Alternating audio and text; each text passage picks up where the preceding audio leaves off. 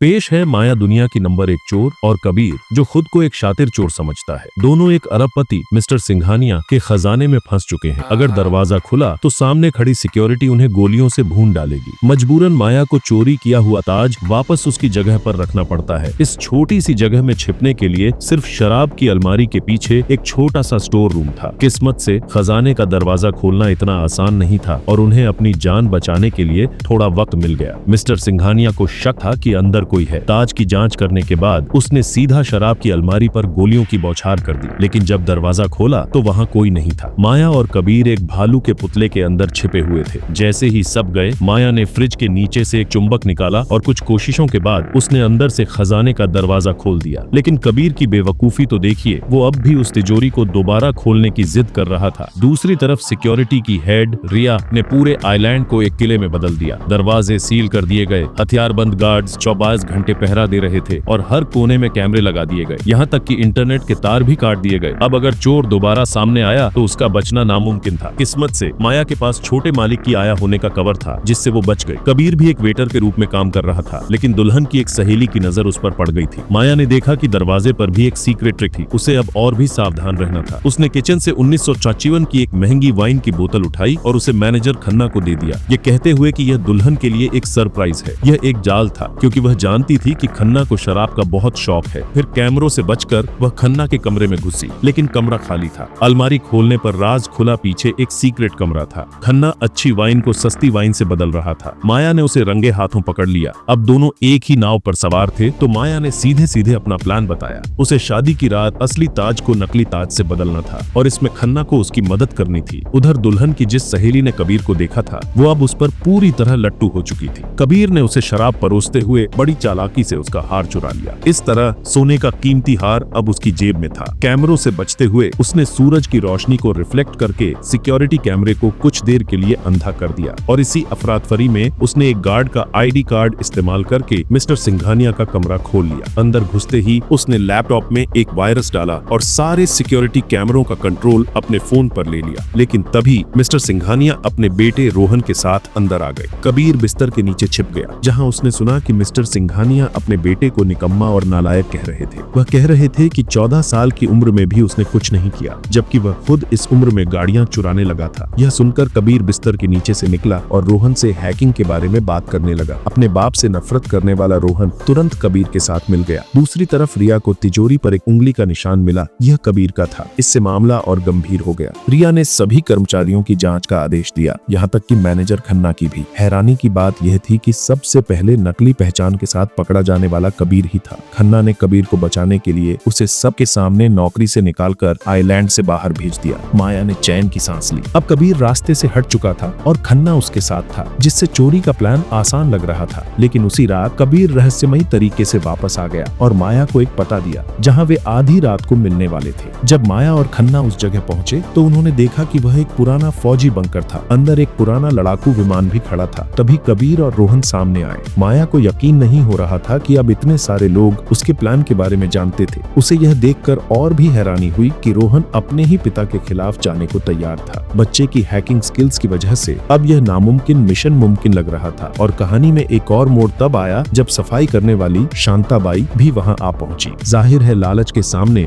हर कोई इस लूट का हिस्सा बनना चाहता था। शांताबाई 40 साल से बाथरूम साफ नहीं करना चाहती थी। इस तरह 6 लोगों की चोरों की टीम बन गई। उधर रिया के पास वो क्रिस्टल का जूता यानी उंगली का निशान था और वो हर किसी से उसका मिलान करके असली सिंड्रेला यानी चोर को ढूंढने वाली थी। और कहानी में सबसे बेडीडा ट्विस्ट तब आया जब असली वेटर, जिसकी जगह कबीर काम कर रहा था, ने फोन करके कहा कि वो अगली फेरी से अपनी ड्यूटी पर वापस आ रहा है।